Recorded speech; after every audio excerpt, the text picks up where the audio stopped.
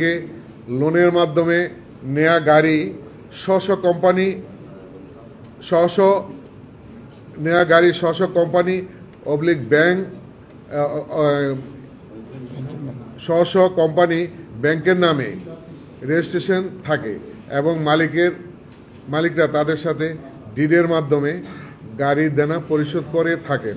সম্পূর্ণ অর্থ পরিশোধ হওয়ার পর স্ব মালিকের নামে গাড়ি রেজিস্ট্রেশন হয়। তার পূর্বে পর্যন্ত ব্যাংক অবলিক লিজিং কোম্পানির ৩ নম্বরের মাধ্যমে EIT জমা করা হয়। ইহাতে মালিকের কোনো লাভ হয় না।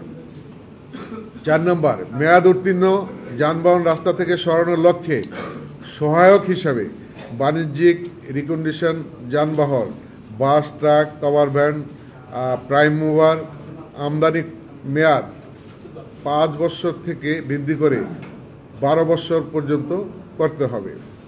প্রসঙ্গত উল্লেখ্য যে ইংল্যান্ড, জাপান, জার্মান এ সকল দেশের রিকন্ডিশন গাড়ি বর্তমানে আমাদের দেশের নতুন গাড়ির চেয়েও আরামদায়ক, টেকসই, পরিবেশ বান্ধব এবং দামও তুলনামূলক অনেক কম, যাহাতে অনেক বৈদেশিক মুদ্রাও সাশ্রয় হইবে।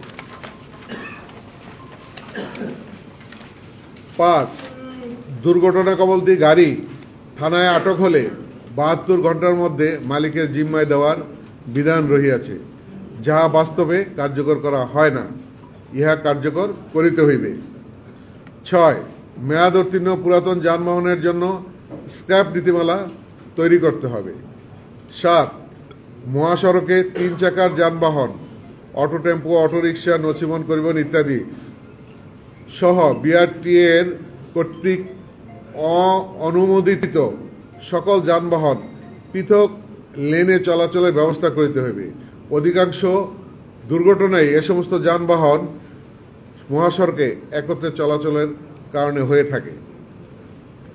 ৮, ড্রাইভিং লাইসেন্স নবায়ন দ্রুততার সাথে ডেলিভারি দিতে হবে এবং শ্রমিক ফেডারেশনের ১২ দফা দাবি বাস্তবায়ন করতে হবে। অতএব সড়ক পথে যাত্রী পরিবহন ও পণ্য পরিবহন ব্যবস্থাপনা সচল রাখার স্বার্থে আগামী ১৫ কার্যদিবস অর্থাৎ ১১ই আগস্ট ২০২৫ ইংরেজি তারিখের মধ্যে বিষয়টি নিষ্পত্তির জন্য সরকারের প্রতি বিনীত অনুরোধ জানাইতেছি।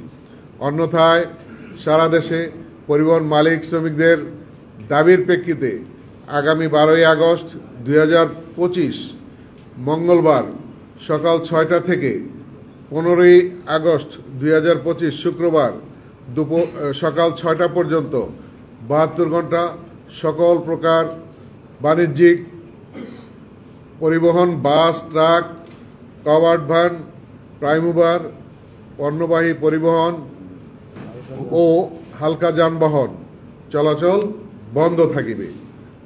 পরিশেষে আমরা বলতে চাই, সড়ক পরিবহন দেশের জন্য একটি গুরুত্বপূর্ণ সেক্টর।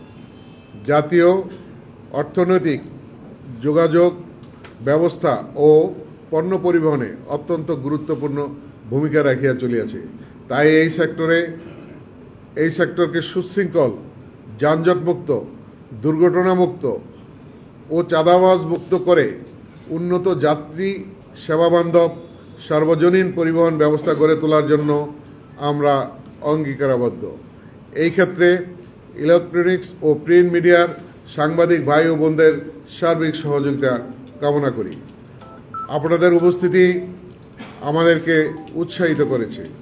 ভবিষ্যতেও আপনাদের সহযোগিতায় এই সেক্টরের উত্তরোত্তর উন্নতির লক্ষ্যে কাজ করে যাব। এই প্রত্যাশায় আপনাদের সকলের সুস্বাস্থ্য কামনা করে আজকের প্রেস ব্রিফিং শেষ করছি। ধন্যবাদ আনতে মোহাম্মদ সাইফুল আলম, মহাসচিব, বাংলাদেশ সড়ক পরিবহন মালিক সমিতি, Ramesh Chandra Ghosh, chairman, Bangladesh bus truck owners association, Humayun Kabir Khan, সাধারণ সম্পাদক, বাংলাদেশ সড়ক পরিবহন শ্রমিক ফেডারেশন। ধন্যবাদ।